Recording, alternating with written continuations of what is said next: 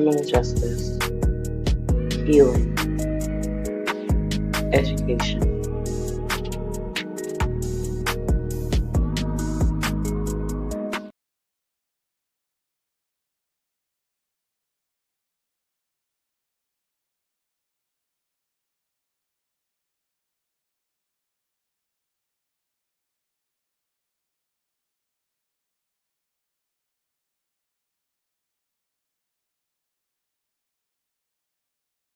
Yeah, how embarrassing was that? I was talking to y'all that entire time and it was on mute. But hey, we all make mistakes though. But hey, let's start that over.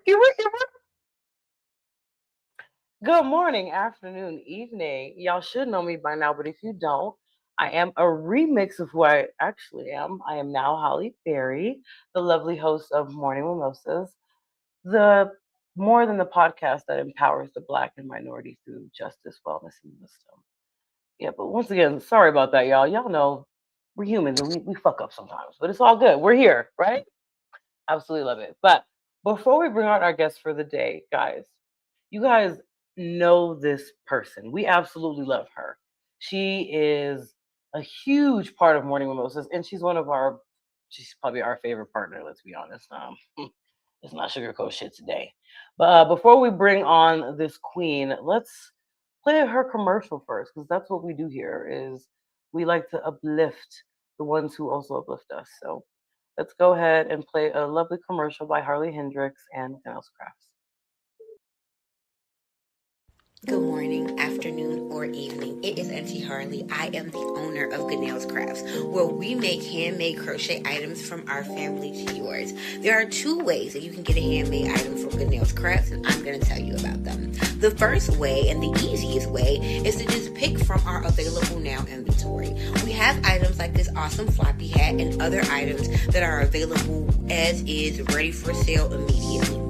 However, you might want something a little bit more custom, like this beautiful red dress. No problem, we got you. You would just fill out an order form, also located on our Instagram page, and we will complete your order. Something to note about a custom order is that custom orders are to be paid for in full before we get started, so we can get the materials for you and we can pay the laborer ahead of their labor.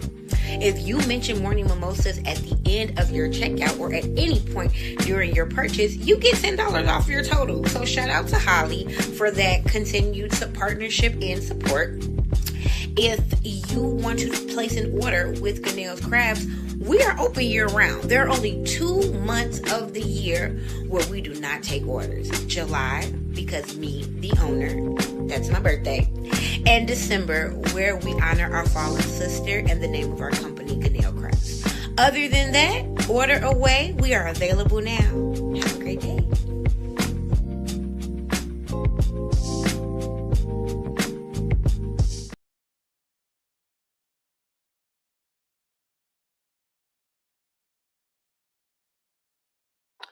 Once again, that is our lovely partner and also our special guest for today, Harley Hendrixx and Ganell Scraps. Guys, you guys know how we like to do it here on Morning Mimosas, right? We like to welcome our guests in the most proper way, which is this way, y'all.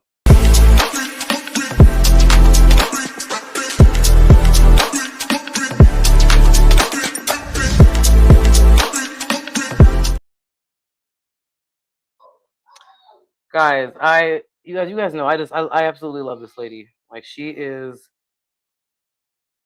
like I love people who follow their dreams and don't always do things the traditional way.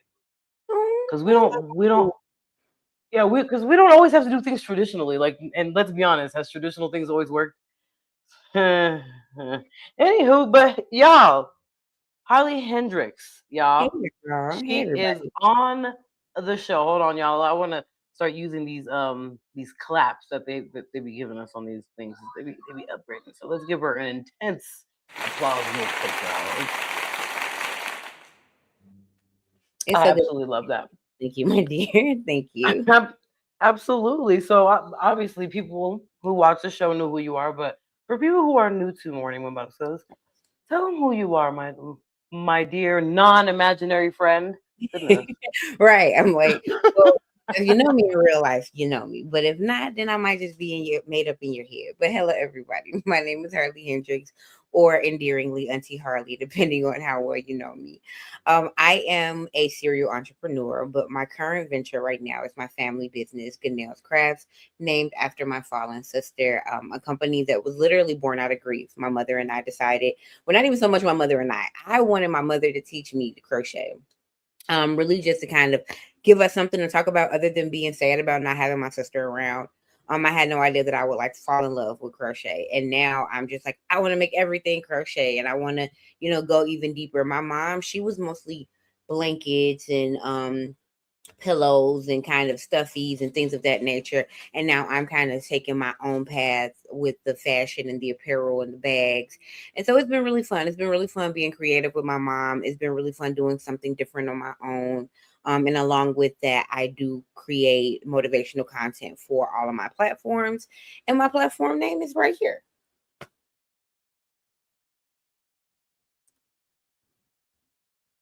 Oh, we still can't hear you.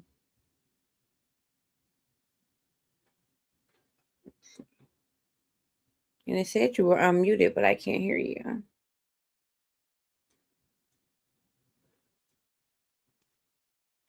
Alrighty, sorry for the technical difficulties. Can you guys hear me now? Yes, ma'am. We hear you now. Alrighty, guys, but you guys know how we do. Even if there's a technical error, we still gonna keep going because no monkey stops no show. But let's go ahead and get into the meat and potatoes of this, what I call this soulful story behind me. So the first question has to do with origin and the meaning of the craft. Ganell's craft has a deeply beautiful and emotional origin story, having been named after your sister, and you have your mom as your business partner. Can you Yes. take us back to 2022 when you first asked your mom to teach you to crochet? How did a hobby meant to navigate grief evolve into a passion, thriving global brand? Yes. Honestly, I remember constantly going to see my mom after losing my sister and just feeling like this is hard. Like visiting her was hard.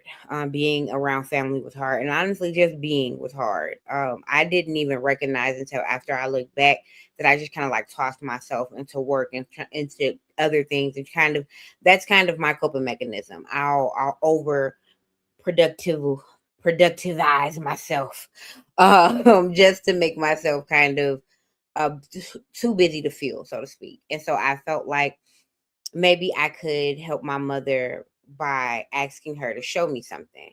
But the thing was, is like it wasn't anything that could make her smile. Like I would be like, "Oh my, show me this movie that you used to like," and like I was digging for any and everything. I think because being the youngest child, I've always been the person who can make my mother smile. Like everything's going on in the house, I don't know what's going on because I'm the youngest. Really, bills and shit is happening, and nobody's telling me that because I'm the baby, but here I am, flipping off of the side of a couch to make somebody smile or laugh. And so, being that I was a grown woman, but this was still something that's going on in my family, I feel like I kind of took back to that pattern of just like trying to figure out how to make my mom feel better. And it felt like nothing was helping, but I did know that like she's always been creating her whole life. Like me and her, we used to do other small DIY things. Like for Mother's Day, we would probably make glasses or something for our family members. So I was like, well, I do other creative things with her.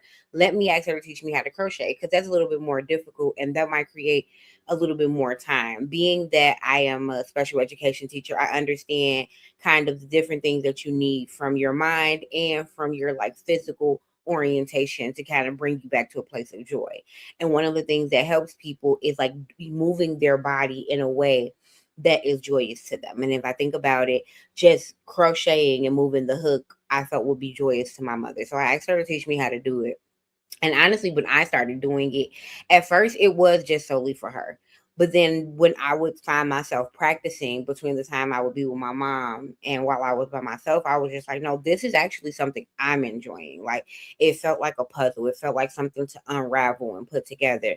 And then being that like when you do something new, you Google it a lot, right? So then that makes the algorithm bring you all types of stuff. And I started being introduced to like videos of people making their clothes and like making shoes and bags. And I was just like, this is everything for me. Like a person like myself with a big imagination, I've always been looking for a way to look the way my thoughts are. And now crochet gives me that opportunity to create whatever it is that I want and wear it.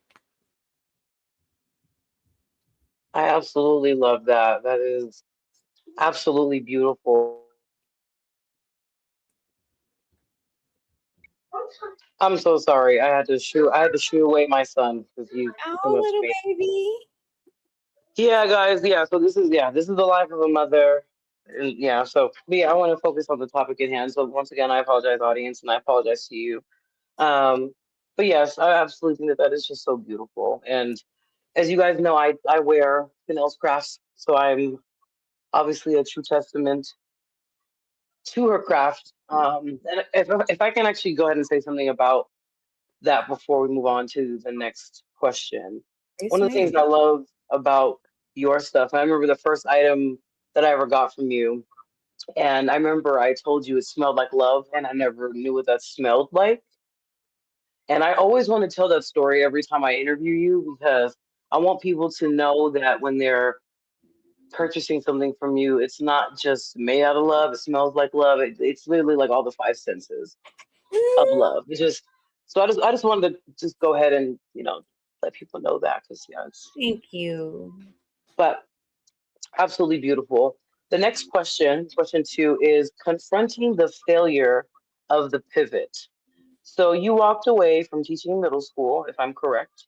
Yes, ma'am. You shared that you felt like a failure at first, thinking that I have a master's degree in education and here I am trying to be an entertainer or an influencer. How did you talk yourself through that specific mental health hurdle and find the emotional resilience to let your teaching license expire and bet on yourself fully? Honestly, it was just me stopping myself from being afraid and kind of reminding myself that like things like teaching can come across my way again. You know, I'm a Black woman in America. I'm pretty sure there's always space for me in a classroom if I should want to. But I will never know what would have happened had I kept going if I didn't keep going. And I guess that's really what it is. Like I had to tell myself, like, let's keep going. Plus, school was so hard. It was so hard. And not only was it hard then, like I'm watching it get progressively harder with phones being in the classroom. Like when I was in school, there was none of that happening. It was a lot of different things happening when I was a teacher that were not at all going on. Like these kids are as young as middle school vaping. I never experienced any of that. You know what I mean? And so one of the things that honestly kept me out of the classroom, and it's sad to say, but it's the state of our country. Like with things being the way it was like, fuck it, I might as well get on the internet and try TikTok out before I get in the classroom and lose my license, my sanity, or worse, my freedom. Like, no, no. Yeah, I definitely understand that. And I'm actually thankful that you bet it on yourself anyway, because you literally, like I stated in I think the first question, you are creating a global brand. So Yeah. even though it was built from grief, it's big for sure. So my third question is the subject of healing through the hands. A lot of people look at crochet and just see yarn, but for you, working with yarn has been an incredible grounding and therapeutic process. In what ways do you feel the literal physical art of creating handmade clothing and blankets has aided in your personal healing and processing grief? Thank you for that question. Honestly, it calms me down. Crocheting is a form of meditation, especially if you're working on something that has a repetitive pattern. You're literally just sitting there with that repetitive pattern. And in that moment, you're probably thinking about conversations you've had. You're thinking about situations that you've been through. You're thinking about ways that you've shown up. A lot of times when I crochet, I have my little journal next to me so I can journal it really is at the base level just slowing you down. And also, like, when you think about being like the woman of the house, not only does it slow you down, but it creates a barrier between you and the people that would ask you for service. Like my partner and my stepchildren, they're probably less likely to ask me for help if I'm crocheting, because it's like, okay, maybe she's busy, she's doing something. And so that allows you to kind of have a moment to meditate without kind of being asked of anything, or to be, be asked to do anything. And I think, like, on a, just like if my brain is scrambled, like ADHD level, it helps me in a way, in the same way that doing puzzles would help any person, any other person. It's like taking a ball of string and creating a dress. That gives me that mental and physical stimulation that I need to just kind of like navigate the craziness of life. So it's really helpful to me in so many ways. And I didn't realize how much it was helpful to me until, like, I tried to like not do it. I was just like, let me just see how it feels to just intentionally not crochet. And I will let you guys know it is not fun.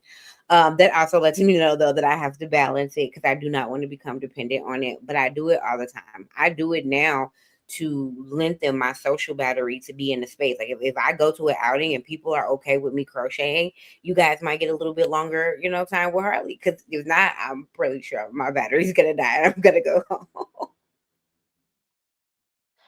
No, we definitely don't want that. We definitely need you to be charged, not just for crocheting, but for yourself too. Yeah. So, so question number four is the topic of designing in full circle.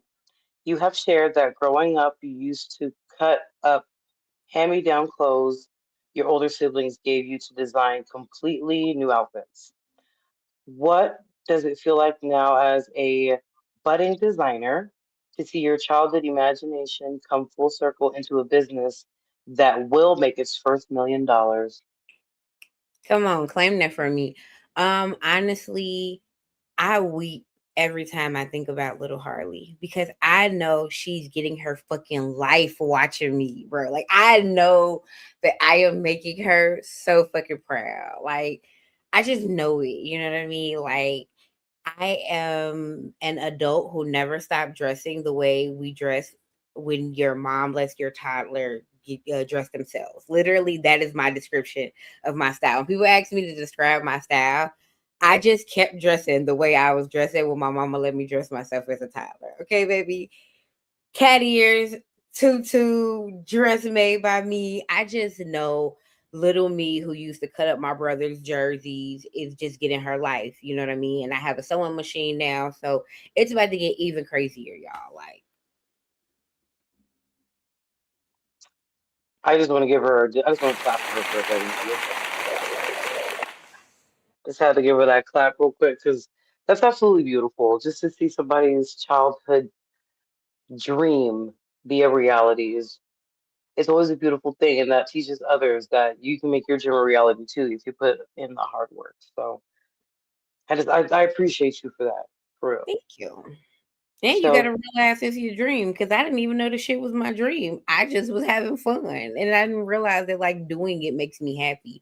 And now that I'm doing it, it's like, oh, this is what I'm supposed to be doing. Got it. My bad. absolutely, hold on. Let's give you one of these real quick. I know some people ain't gonna be able to see it, but people who are watching will be able to see the ad. Clock in. I love it. So question number five is pertaining to, even though you're not an imaginary friend to me, that's what you call yourself, so I will respect that. It's called holding space as an imaginary friend. Alongside designing, you are a certified empathetic listener and have jokingly referred to yourself as a professional imaginary friend who anchors space for people all over the world. How do your twin passions, the deep emotional art of listening and the tactical art of crocheting, feed into each other? You got to sit down to listen. You got to sit down to crochet. And so when I am holding space for people, usually virtually or over the phone, which is why I call myself imaginary, because most of these people have not physically been able to give me hugs yet. And some of them never will. Like the people who I professionally listen for on the app, most of them are anonymous, so they won't. They could probably walk past me in the crowded building and wouldn't even know it was me. And so that is one of the ways in which that I kind of spread myself in a way that still works for me and my social anxiety. But also, I feel like when I'm sitting down and I'm creating, I'm able to just like lock in on the design. But then once it kind of gets to the point where I'm just kind of going and not thinking about the design, then having a conversation with someone where I'm helping them unravel their life is really helpful. Now, what I will say is if I am having a heavy conversation with someone on the phone, I will not create. Because I do believe that energy is real. And so if I am angry, I will only create things that I intend to take down. Like I have just a blanket that will never be used. It's just a bunch of single crochets. And if I'm angry, I'll do that if I need to crochet. But I will not create something that will go to another person, nor will I create something that I will wear in an angry state because I do believe that what I do is an energetic work. And so when I am not in a good space, I try not to create. But if it would make me feel better to create, then I use my dump blanket. And that goes back to the item smelling like love. That's how you know that it's made with genuine intentions. I love it. Thank you. Absolutely love it. So question number 6 pertains to a mother's blueprint for mental strength. You speak so beautifully about your mother, saying that she looked at her 6 children, studied you each individually, and raised you each differently to give you the exact tools you needed for the world. How did that specific, customized emotional blueprint from your mom help you protect your peace and manage your mental health today as an entrepreneur? Um, I feel like it's a blessing and a curse. It is a blessing because I was raised in one of the most uplifting, supportive environments ever. And I had no idea how important that was until I got into the world and realized there were people who were not raised in such loving environments and did not understand how much of an asset just my mother being home and telling me that she loved me every day was. That was a given, and that was something that I took for granted often, that I had somebody in the home to tell me that they love me every day. However, there are people in this world who never heard that, who spent years of their lives not hearing that. I don't recall in 35 years being alive here living a day without hearing one person at least tell me that they love me. So that was the biggest blessing of my mother's upbringing. I think the curse of it though, if we gotta count this as a curse, is my expectations for love are astronomical, and it creates a lot of frustrating experiences for both me and the people trying to love me, because a lot of the people that are trying to love me, they are loving me from those more flawed spaces. They have environments where they haven't been loved, and so they're or they have been loved, but they've been loved harshly, and so they show up in that way. And a lot of times that creates a lot of uneven relationships and connectionships for me. That creates a lot of friendships and relationships where people have to first hurt me and then realize that I'm not like the people in their past and then get it right with me. And it's like, yeah, they get it right with me, but we also have to understand that in that scenario, I am also first hurt. And I also come from a home where I don't experience a lot of hurt. And so I will say that like it's kind of like coming from a home that's financially rich. You're happy that you have the money, but sometimes you don't really have you don't have the adversity under your belt to be able to handle how this world is. And that's kind of my double-edged sword when it comes to like having a beautiful upbringing from my mom. Like she was amazing and I will never take nothing away from it, but I had to get my thick skin as an adult because I was so loved and protected as a child. I understand that, but I'm thankful that you experienced love though. So I mean, that's a beautiful thing. Yes, Because like you ma'am. said, because like you said, a lot of people don't know that experience, and I bet they would. So, Yeah. but my final question for you has to do with the legacy of the stitch. Looking forward to the future of Ganell's Crafts as it ships all over the world. What does it mean to you and your mom to know that your sister's name and legacy are woven into the literal fabric of every piece you create? Oh, I said I was gonna get through this episode without crying, but this question is probably gonna make me cry.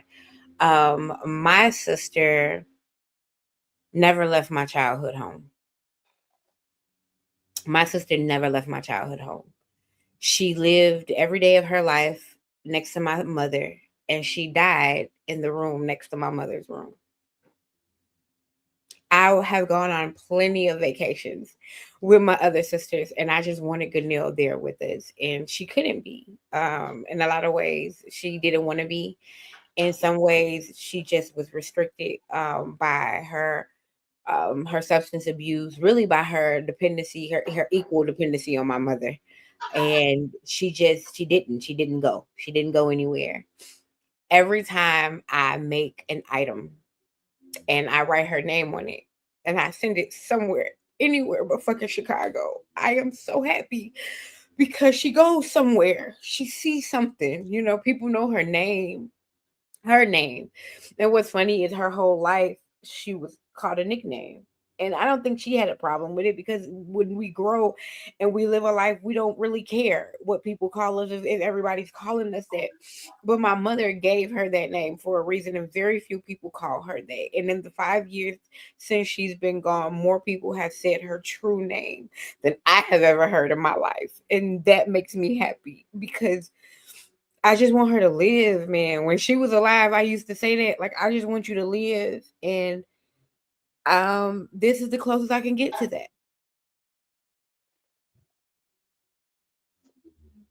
Whew,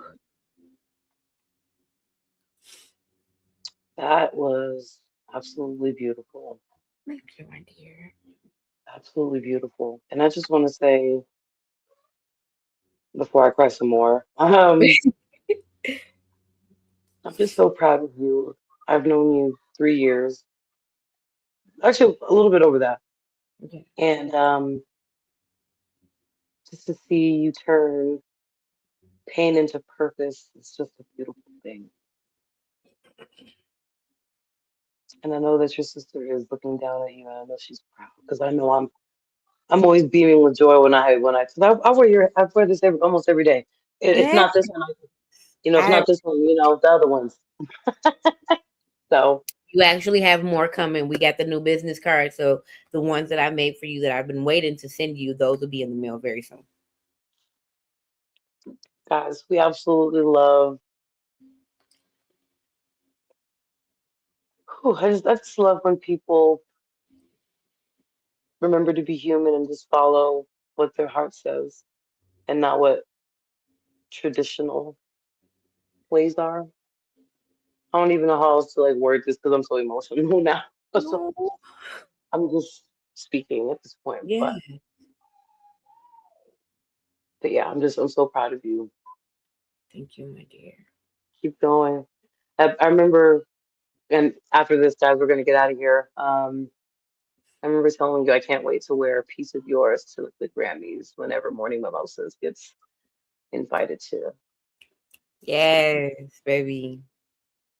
So Yeah, no, I tell people all the time, I gotta be in this. You and all of your beautiful prestigious things that are coming up. I got friends. One of my friends, her music video, shout out to Lil Jada. When her music video just hit, she was like, I'm gonna be on the red carpet with your shit on. Like one of my nieces was like, I want you to make my prom dress. And she's like 6 years old. So it was just like I gotta keep going. If I don't keep going, then none of those things close the loop. I don't get a chance to see what that design looks like, and I don't want to live a life where that's true, baby. okay, absolutely. And you're gonna make clothes for not even just all of us that you just mentioned, but even it's the first million's coming. The first million Come dollars is on, coming. All right, come it's on, coming. Lord. Okay, y'all. You guys know who this is. This is Harley Hendrixx. You guys know we love her. This is our non-imaginary friend, but to some of y'all, she's y'all's imaginary friend. So like I said, I got to be respectful of that. But, Right. I was like, I don't see her as imaginary. I see the light that shines on her. So I guess that's why I can't accept the Yeah. imaginary. Yes, So period. but you know. Well, guys, we're gonna go ahead and get out of here. You guys know how we like to do on the weekend or whenever you're gonna be watching. You guys know this is Morning Mimosas, where we empower the Black and minority communities through wellness, justice, and wisdom. Until next time, we'll see you guys later.